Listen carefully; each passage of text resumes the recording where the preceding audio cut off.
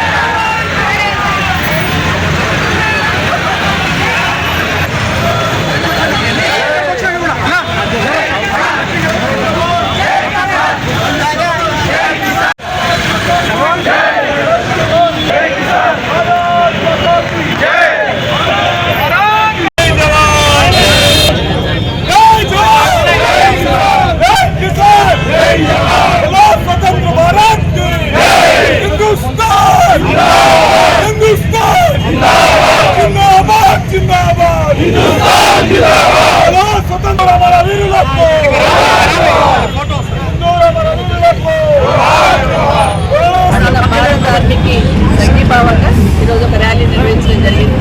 నిజంగా మన భారత ఆర్మీ సెల్యూట్ చేయాలి. ఎందుకంటే రాత్రులక పగలనక సరిహద్దుల్లో కాపలా కాస్తూ మనం కంటే అదుల కాపాడుకోవాలి, సెల్యూట్ చేయాలి. ఈరోజు భారత ఆర్మీ ఏదైతే యుద్ధం చేస్తుందని పాకిస్తాన్ మీద అని భావించొద్దు. ఉగ్రవాదం మీద యుద్ధం జరుగుతూ ఉంది. ఉగ్రవాదమైన ఉన్మాదమైన ఎక్కడున్నా, ఏ రాష్ట్రంలోనే, ఏ దేశంలోనే ఎక్కడున్నా కూడా అంచివేయాల్సిన అవసరం మానవాళికి. అదే పని భారత ఆర్మీ చేస్తూ ఉన్నారు. దాదాపు 26 మంది సామాన్యుల ప్రాణాలు తీసుకున్న ఉగ్రవాదాన్ని ఉపేక్షించకూడదని ఈరోజు భారత ఆర్మీ చేస్తున్న పోరాటాన్ని మనమందరం కూడా మద్దతుగా నిలుస్తూ చేస్తూ ఉన్నాం. ఈరోజు ఎక్కడైనా కూడా ఉగ్రవాదానికి దేశం ప్రపంచంలోనే స్థానం చేయాల్సిన అవసరం ఉంది.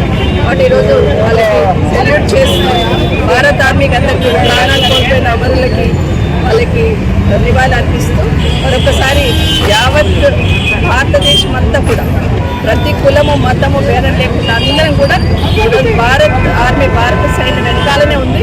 మీరందరూ కూడా చేస్తున్న పోరాటం వెలకట్టలేనిది. మరొకసారి వారికి సెల్యూట్ చేసుకుంటూ వారికి అభినందనలు తెలియజేస్తూ జై భారత్, జై జవాన్.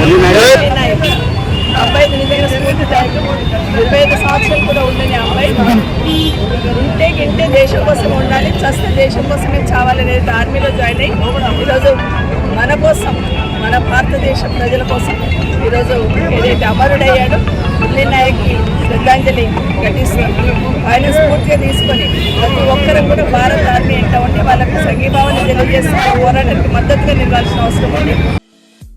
ఈ వీడియో మీకు నచ్చితే లైక్ చేయండి, షేర్ చేయండి, మా ఛానల్ని సబ్స్క్రైబ్ చేయండి.